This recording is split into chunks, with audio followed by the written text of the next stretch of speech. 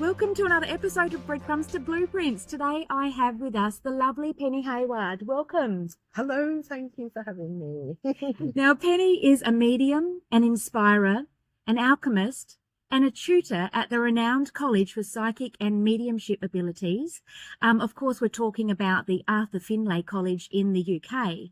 And she's come out to Australia holding workshops and seminars and demonstrations for us this weekend and more than that, a few days, in about 3 or 4 days now. It is, yes. Okay, and I've been lucky enough to attend the St. John's Centre on Carrington Street in Adelaide in South Australia over the weekend to attend the psychic artist workshop.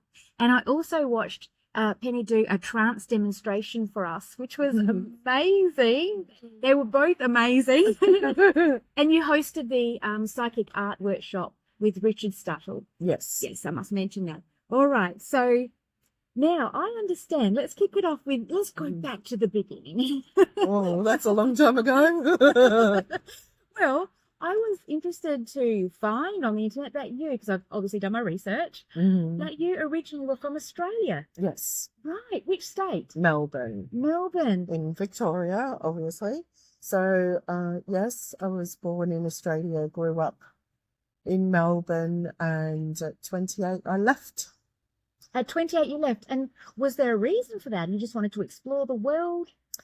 No, there was well, probably people will get sick of me telling the story, but the very short version, I was not really very happy in life, was kind of wondering what life was all about, and was sending thoughts out to the universe.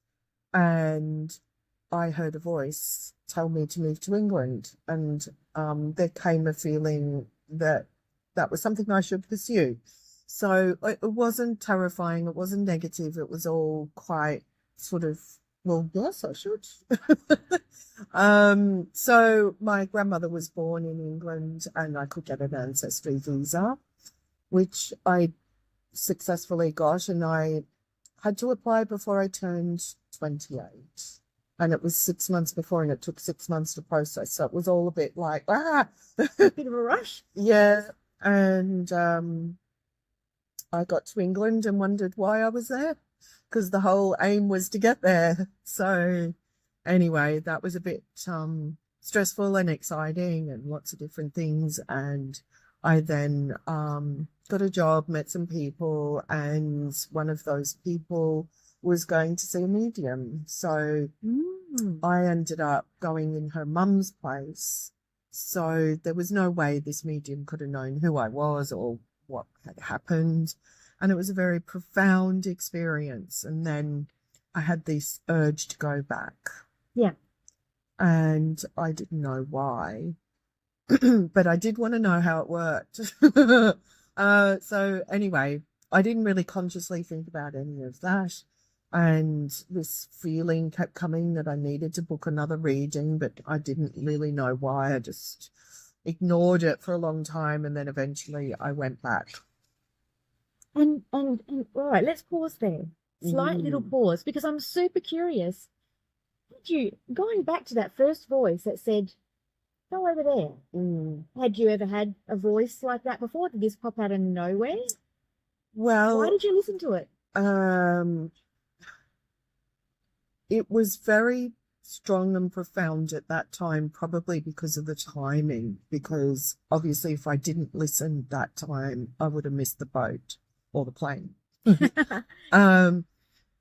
Prior to that, I'd always had a voice in my head.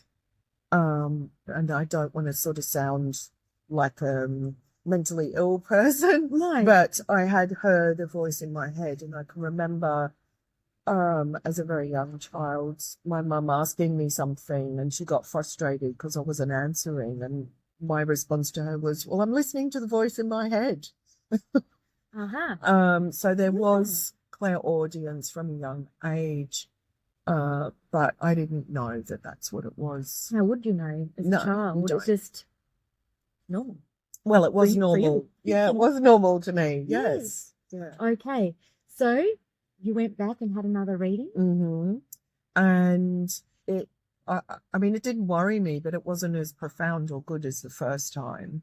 And I couldn't see that it was a bit frustrating for her because she was looking to, and as any good medium would, to fulfill my need. So she said, "You're not here to hear from the spirit world." And it was like I didn't think, the words just came out. And so I think it was possibly the spirit world helping me because I'm a bit stubborn. And I just said, "I don't know why I'm here. I just want to know how it works." And then she sort of looked at me differently and she said, "Oh yeah, I can see your guide and all this." And of course that was all over my head. What is she talking about? No idea. Ah, So I did go along, but I didn't go to be a medium. I went because it was helping me understand who I was. So I went to workshops and all kinds of things, and I sort of went slowly, and then I went to more and more and more. And most people would sort of be asked at the beginning of the workshop, "Why are you here?" And people would say, "Oh, I really want to help people, and I've seen spirits since I was a child." And I wouldn't take any of that away from anybody. But it would get to me and I'd just go, "I don't know, I just want to know who I am." And I'm just here for me. I'm just here for my soul. yes. So, Well, you landed on the bullseye, didn't you? What a way to start your journey. yeah, and I'm glad I wasn't in a rush, and I'm glad I was working me out, and I was, lots of things started to fall into place. Yes.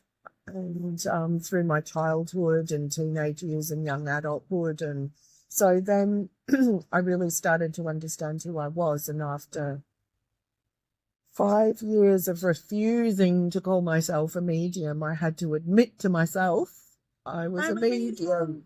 Oh.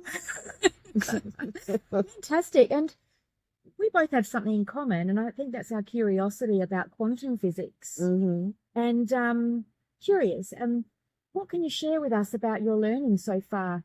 Because we've been diving deep into who we are, and this has come along now, the quantum physics. Yeah, you've taken a nice leap there. I have. I've taken a huge leap. Why You not? have. Why not? We're making the most of our time today. So yes, let's leap. Look, I think my journey has evolved and changed over the years. So we're talking 20 years down the line or more. And the way I see it is you never stop learning, you never stop growing. And quite a few years ago, started to hear about quantum physics, and I just knew that's how we communicate as mediums, through quantum physics.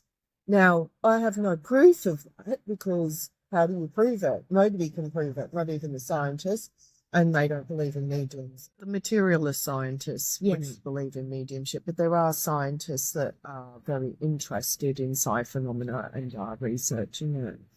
So anyway, I used to listen to quantum physics lectures on YouTube, and it helped me to think more and more and more that, you know, quantum physics has a lot to do with us as mediums, because we're here and not here, and we're physical and non-physical. So Absolutely. anyway, I then there's lots of long stories, but trying to keep it short, I did a reading for someone who I couldn't see. It was on Zoom. They had a blank screen, but I could hear their voice. And I said, "You're interested in quantum physics and all of this sort of stuff." And that was correct. And it turns out he was a form of scientist and researcher. And he put me onto a Dutch physicist who wrote a book on quantum physics and spirituality and how we shape our life. Paul van Leeuwen. I say Leeuwen, but it's pronounced completely differently in Dutch. And anyway, so I got in touch with him. He sent me his book. And so I got more interested in it. And I'm also interested in consciousness, because I think the whole, like, consciousness, mediumship and quantum physics are all connected. Absolutely, So 100%. So I started to do some courses on consciousness at the college, Arthur Finlay College, and also on psychical research. Last April, I had a researcher come in and she brought a new contraption, a weirdoscope, which is a random event generator, and it shouldn't be influenced by its environment, and it shouldn't influence the environment, and so on and so forth. And there's 2 random event generators inside, and they're looking to explore consciousness. Yes. So anyway, we were the first to hold a seance-like circle, and we had other equipment in the circle, like EMF readers, and so anyway, turns out this weirdoscope went off the charts in terms of statistics. Huh? And we were the first to use it in terms of with the afterlife. So most research that they were doing with the weirdoscope was to do with consciousness and the environment in with people. You know, can people influence a football game or something like that? So anyway, we then applied to the Society of Psychical Research to do a pilot research study, for a year. So that got accepted, much to my excitement. Very exciting. And yes, so I have my own weirdoscope, and I am running some seance or circle-like experiments with other equipment to repeat what we've done to see whether what we can find. And the whole weirdoscope thing is looking at consciousness and quantum. So we shall see. Who knows? So how long is the study going for? Like, when will the results be out, type thing? Or so this is a pilot study, and it started. I don't even know what year it is at the minute. It started it's essentially started in October, November. So we got the funding a couple of months prior to that. And then about October is when it sort of officially started. And then we need to finish next October because the annual event at SPR is in the November. So Society of Psychical Research. Oh, right, yes. So we need to get a report in. So it's a 1-year pilot study. So we'll do a minimum of 6, but then I'll probably use the weirdoscope in other events and in other ways. And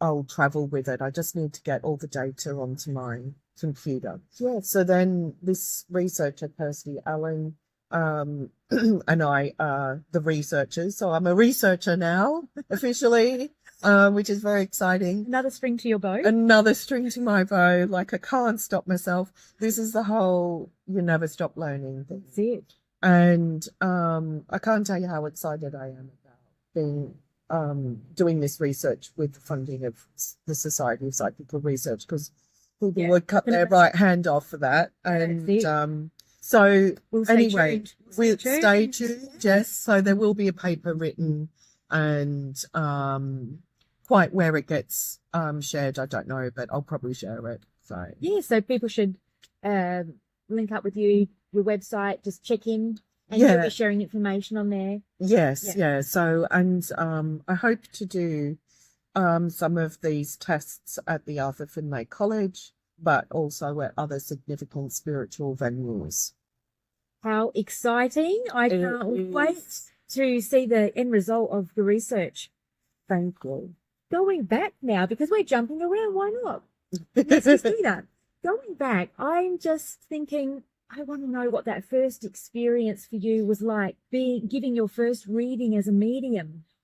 How did it go? What happened? Tell us all about it. Well, I can't remember the first one because, I spent years going to development groups and circles and things like that.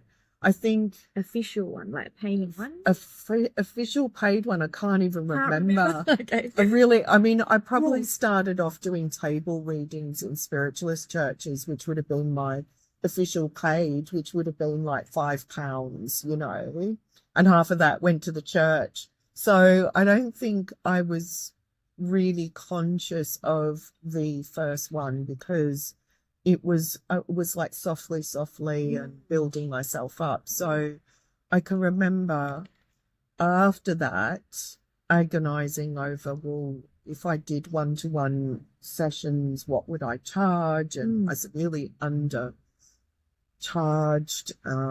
But it's I think what we've got to appreciate is when you go from doing sort of practice readings, there's no pressure, there's no money exchange.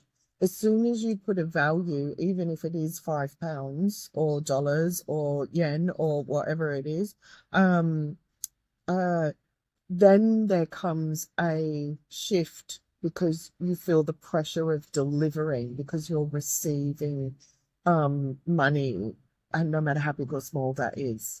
So all I can tell you is I would have felt immense stress, pressure for the expectations to deliver. Yes. Yeah. You know, but if it doesn't work, I would never charge. No, that's not the answer I was expecting, but a very honest one. And the viewers are going to love this. The viewers are going to love this. Yeah, absolutely.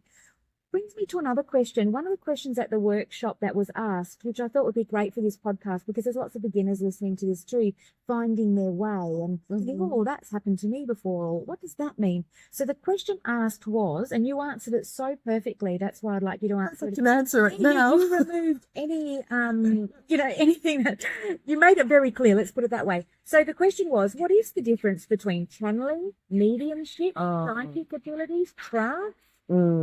So, well, the question was, what is channeling? And I kind of recall springing to my feet because I've got a bit of a bugbear about the word channeling.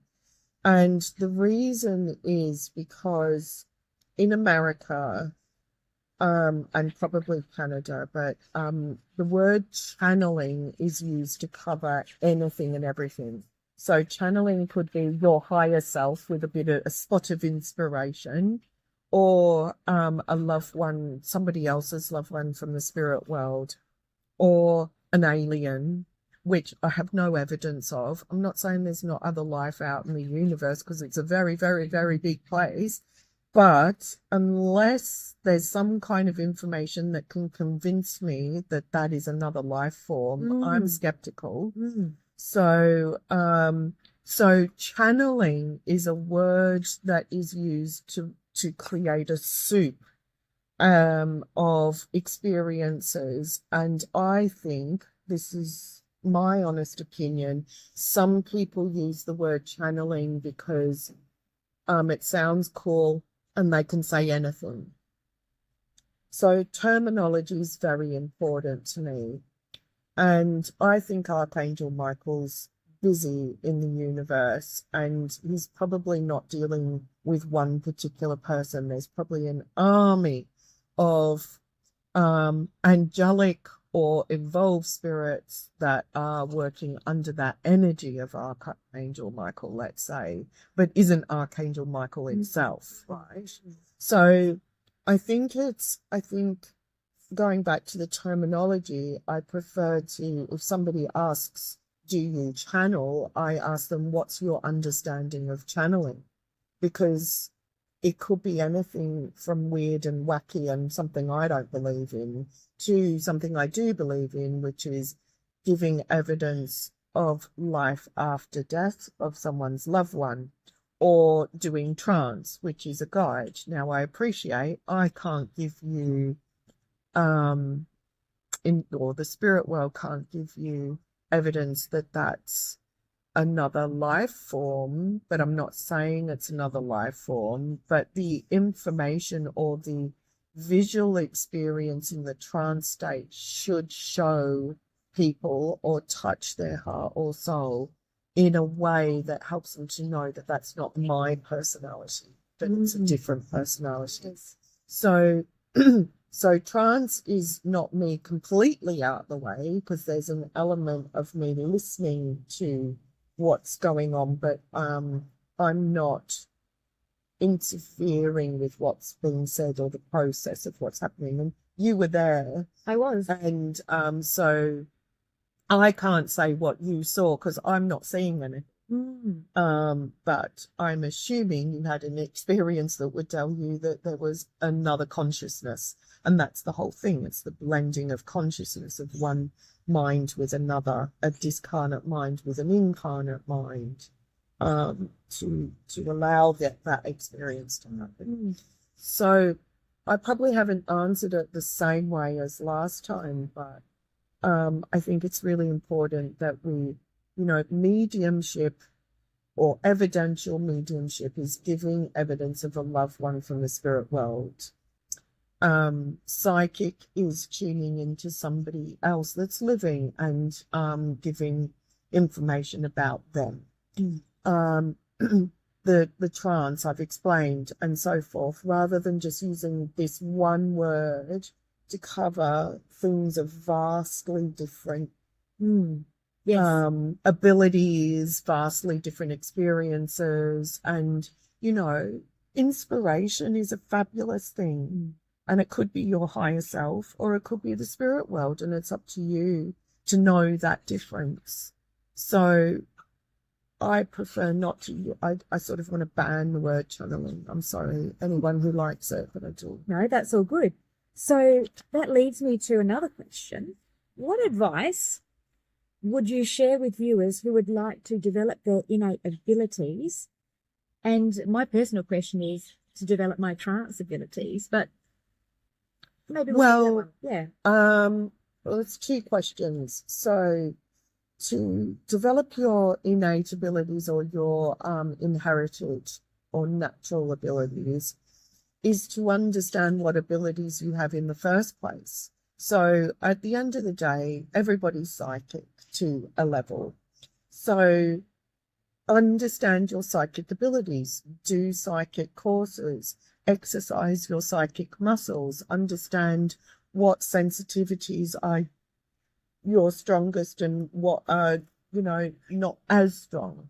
So obviously my clairaudience has been there all my life, but my clairsentience has been off the Richter scale. I'm sort of super sensitive and probably not in a good way sometimes. So then, so understanding your sensitivities, how they work with you, and then seeing whether you have the mediumistic ability. So you've got to really understand yourself, your abilities, how they work, and then discover whether you have the mediumistic connection, because all mediums are psychic, not all psychics are mediums. Great. And, a lot of people don't understand the difference. And some people assume that they're connecting with the spirit world because they can feel from the auric energy of someone that their dad has passed and what kind of relationship they had. So, but that's more psychic then. They are picking that up. They think, I get it. Yeah. So it's, you have to have good training. You have to have, you really have to spend, I think, a good number of years understanding your psychic faculties, and then building up on that into the mediumistic. Now, most people want to know how to do something in 3 easy steps, and there are no 3 easy steps. And wouldn't it be nice? Well, I'll tell you 3 steps. Boring too. Yeah, I'll tell you the 3 steps. Practice, patience, yeah, and dedication. You have to really be dedicated. Going to a workshop once a month isn't going to do it. So understanding that for yourself is really important. In terms of developing trance, well, I would say building up a rapport with your spirit team is important, because I've observed over the years as a student that other students were like, I want to be a platform medium, or I want to do this and I want to do that. And that's coming from their own ego. And not that they're not lovely people, but that is coming from their own ego. I didn't know what I wanted to do, and I refused to call myself a medium anyway. But I found myself being drawn to doing trance work. But I want to say my very, very first workshop I ever did with that medium that I mentioned earlier, at the end of the day, she got several of us to, 3 or 4 of us to sit in chairs, and she talked us into a relaxed state of being. And then the rest of the group were watching. Excuse my voice, it's not doing the best. And when they were watching, they were saying, oh my God, I can see a man with number 3, and I can see a beard, and I can see this, and I can see that. And I somehow knew they were talking about me, but I wasn't, because I was feeling and experiencing something. That was my very first workshop. Now, I didn't go racing off to do a trance development, because I didn't even know what it was. I didn't even know who and what I was and what this was all about. So after about a year of doing workshops and getting the understanding of what everything was and what the different types of mediumship were, and I was devouring books on trance mediumship as it happened, I then started to develop the trance. And then I put it aside for many years because I was developing other aspects of mediumship. So I think if you let the spirit world inspire you, they will guide you to where you need to be, rather than coming from that inner self of, I want that. I think that's the best thing, really. A diamond answer. Love it. Love it. Would you share with us what it's like to travel the world, facilitating healing workshops and giving demonstrations? Because I imagine it's very rewarding. So how have you experienced the impact of what you do? And what feedback have you received in how your workshops have inspired or transformed people's lives? Wow, that's a big question. Look, it's taken a long time to get to a point where I have the privilege of traveling to do what I love. And I am extremely grateful. And it's not something I forced to happen. It's something that's just gently evolved over many years. And it's a real privilege and honor, and I'm extremely grateful. I can't tell you. I say it nearly every day. I'm extremely grateful, and I've barely spent time in my own house. But it takes a lot out of you, because you're constantly thinking about what you need, where you're going, what you need to pack, etc., etc. You're not long home. I mean, I literally do the washing and repack a bag. I bought an extra suitcase. It was getting crazy. So that part of it, look, it's amazing, but it's extremely draining as well, because I've come from the other side of the world to come here, and if you're constantly on the go, you're not giving yourself a little bit of downtime. So I'm trying to build in some downtime when I'm away or when I get back home. So next year I'm hoping to spread things out a little bit more. So my philosophy for this year was to say yes to everything. Wow. And you can hear I've got a croaky voice, and it's probably taken its toll. But I've got through the year pretty much. Now, in terms of the teaching and facilitating and all the rest of it, I absolutely love teaching. I love to see people have those moments. I was going to say penny dropping moments. But those moments, those aha moments, or those healing moments where, I've seen people transform in front of me, whether that be on a course or doing readings. And that's the reward, I suppose, for doing the work and working for the spirit. So, and when I say the spirit, it's the spirit of the person that's there in front of you, as well as the spirit world. So depending on the situation. So I think sometimes, because I'm on my own and I work on my own for the most part, and I travel alone and everything I do is alone and I live alone, you know, when you get positive feedback, sometimes, you know, it brings a tear to your eye and then you think, oh, that's beautiful. But then it fades away because you're back into just the reality of survival or going to the next place. And so I try to be in a state of gratitude. But there are some experiences that stay with you. And I think those are the ones that remind you that perhaps for that one, there's another 100, that, you know, you've created some magic in the world, and that it's hard to put words to, because it's not about me, it's about them, but it's rewarding to witness. And I hope that makes sense, because it's not about me. No. And it's a privilege to be able to create that space that people are able to have that turning point in their life, but then the rest is up to them.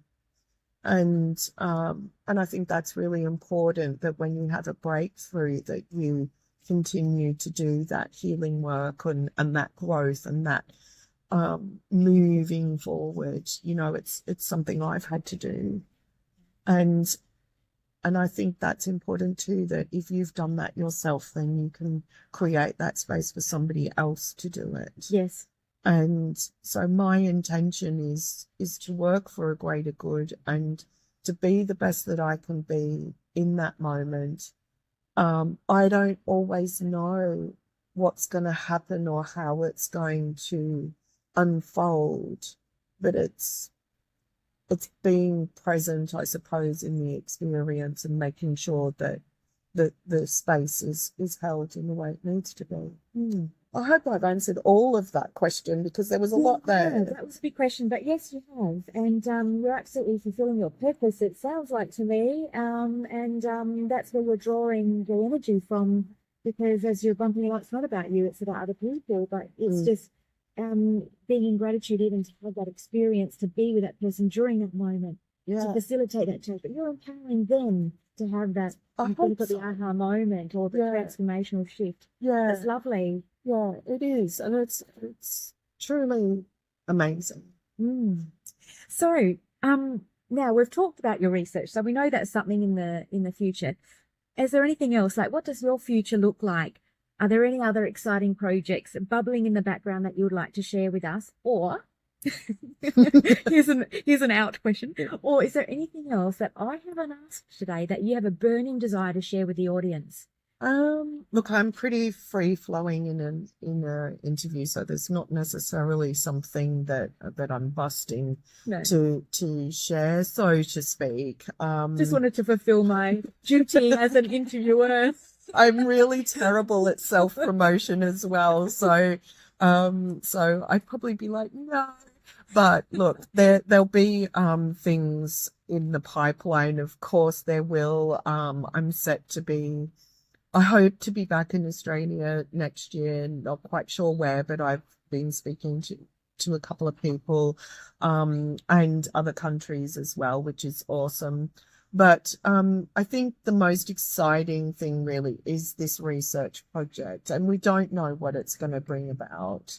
And I think it's so important that we have research into what we do, and that we don't just take things on a face value. We don't just go, well, it is because it is. We should be looking at ways to explore consciousness, explore mediumship within consciousness, all of those types of things. So it's time to integrate it for what it is, because it's factual. It is scientific, all of it. Yes.